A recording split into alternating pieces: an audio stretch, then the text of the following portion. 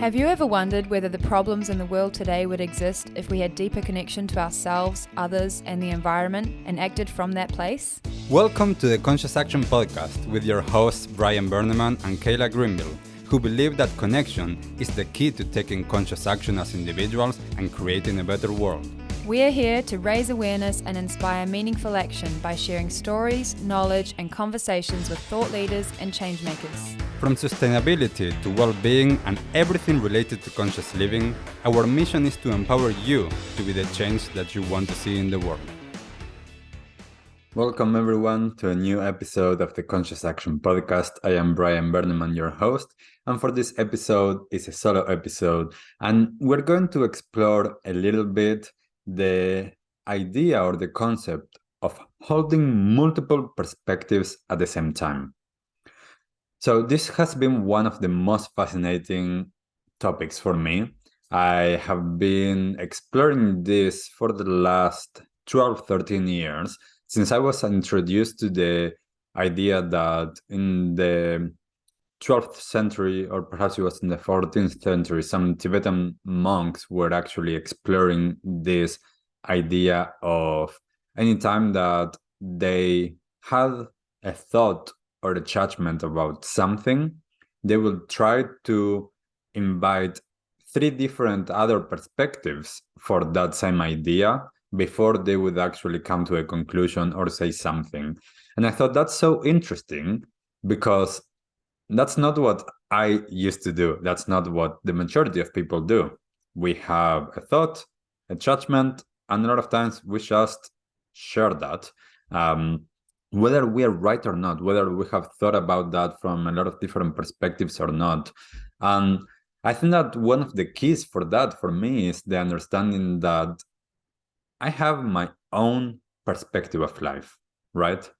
I'm here, I'm talking, I'm seeing what I'm seeing a microphone, I'm seeing a computer. But if someone would be even here, just on the other side of this table, looking at me, their perspective is already different, not only because they are standing in a different place or sitting in a different place, but also because they have their own lenses through which they are seeing the world. They have their own upbringing, their own cultural understandings, their own language understanding, the meanings that they have attached to different words. And that creates a unique perspective for each of us in life. So a lot of times when someone gives another person advice, it's great. And also, it might not be the advice for that person because that person operates in a different way. And I think that this is one of the interesting things as well of understanding how are we seeing life.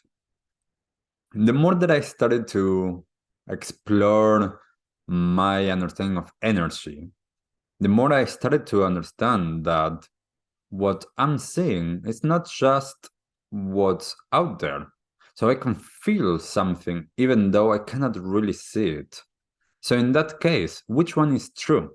What I am seeing or what I might be feeling? I have my hand here, my body. If I believe that there's skin here and this is something that is physical and that it has this form and this shape, I am right. And at the same time, I could say this doesn't exist. And this has been proven scientifically. This, if I go through a microscope here, there's no such thing as skin. All that there is different particles and atoms and neutrons and electrons just moving at a super fast speed that makes it so that I might be experiencing it as something that is skin. So how can I experience at the same time both as real? And this is one of the things for me that is so interesting about this topic of holding multiple perspectives, because this on an everyday life enables me to actually relax my narrow point of view that a lot of times I have, and it enables me to just soften. and to be able to allow for more than what I might be allowing at that moment. If I see something happening, I might not feel attacked because I can hold the perspective of, oh, that person is actually going through something.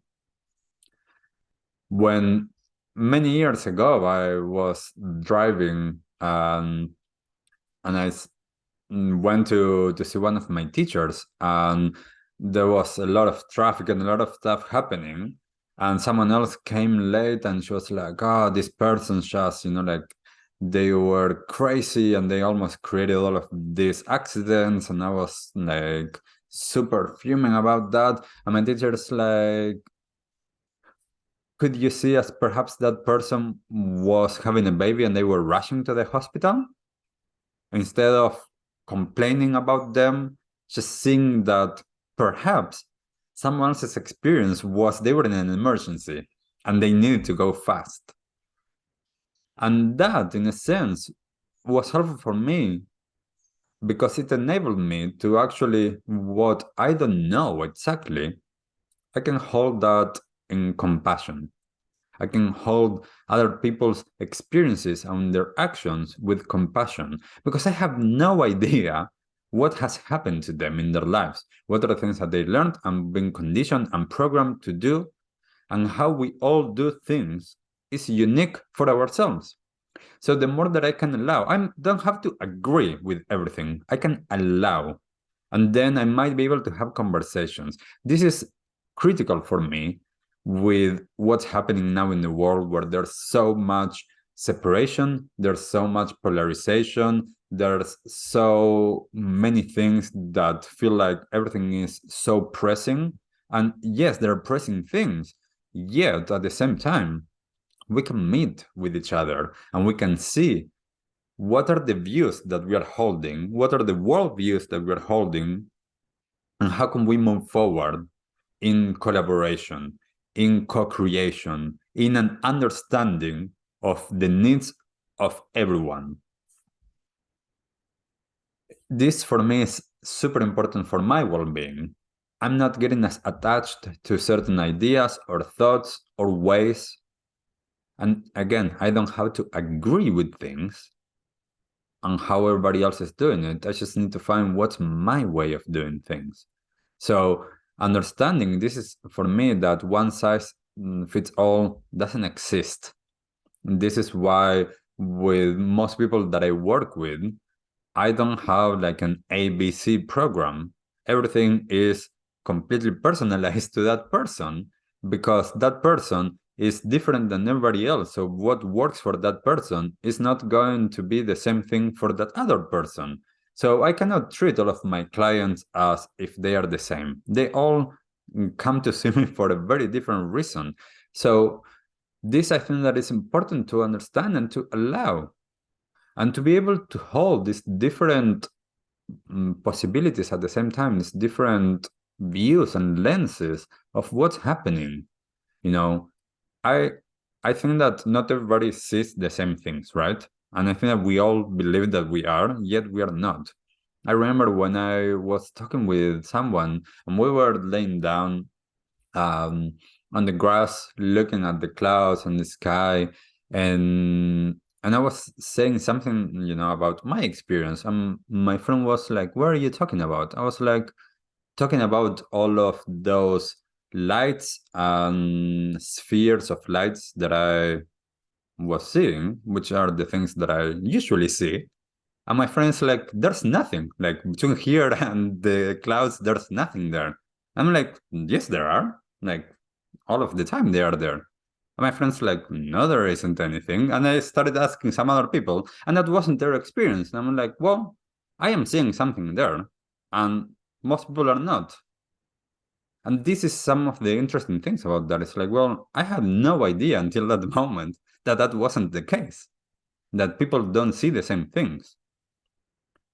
And I find it really interesting that we believe that we do. We believe that we all understand the same thing. We believe that we all see the same thing, that we all see the same thing from the same lens.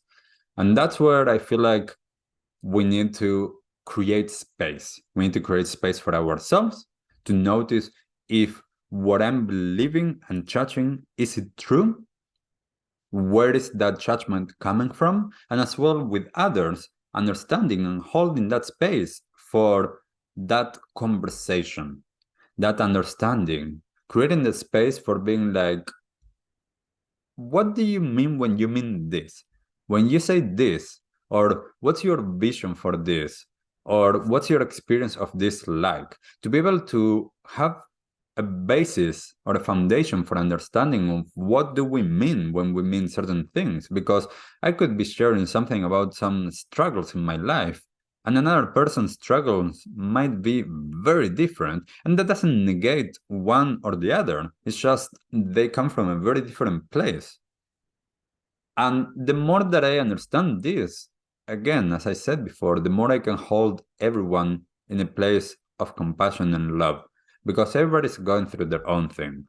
And in the space of climate action or climate change, there's so many times that I see people pointing fingers, and it's like, yeah, I would like to see some changes, of course. Yet those people are not evil people. The majority of them are not doing things because they are evil. It's because they are living within a perspective or a paradigm that they need to survive. So that means they need to amass the most amount of money and power, or whatever that is that looks like for them, and not take into account how that might impact others or the environment. So it's not that they are doing that because they are evil and they want to destroy everything. I mean, as far as I know, that's not the case. I might be wrong. But that gives me a very different approach towards other people and towards what they are doing when I can understand the paradigm they've been living under. So the more that I can understand that, the more that I can meet them where they are. And I do believe at the end of the day that everyone is a nice, kind, loving human being, and they want the best for their lives. And if they haven't been introduced to the idea of how their actions can impact the collective, they might not be thinking of that. So how can I approach them in a way that is going to be opening, in a way that is going to actually lead to somewhere that it's not me attacking them or not pointing fingers at them or judging them due to what they have been doing? Because also I am not perfect, and they could be doing that about other aspects in my life. So I believe that it's much more constructive to meet each other where we are, and to be able to see what are the things that we believe that are core values, what are the things that we see moving forward, what are the things that we can agree upon, what are the things that we don't believe the same or don't see eye to eye, and how can we allow all of that. And the more polarization there is, the more this creates that separation, and the more that everyone is so charged to go and butt heads against each other instead of allowing and creating space. And I know that, yes, a lot of times time is of the essence, yet creating more of that separation, I believe that that's not going to lead us to where we want. So the more that, again, coming back to perspective, what are some perspectives that you are holding? What do you believe that might be something rigid? What are the places that you are either dogmatic or rigid, or don't want to see that you have those blinders on and can only see one thing? When I see sometimes some people that say, like, oh, I'm an introvert or I'm an extrovert, it's like, those labels are not helpful, because we start to believe certain things about ourselves, and that doesn't necessarily mean that that's true. I have more introverted tendencies, yet that doesn't mean that I'm introverted. Yes, most of the time I might appear to want to spend my time by myself and do things at home, yet when I'm with other people, when I'm facilitating an event or a workshop or something like that, in that moment, I am not introverted. And that doesn't change the essence of who I am. It's the same person, just showing up differently at different moments. So, what are some of those perspectives that you're holding that can be opposing and you hold both of them at the same time? It's like this notion of, we're living in this linear time. So there's this moment now, there's the past, there's the future.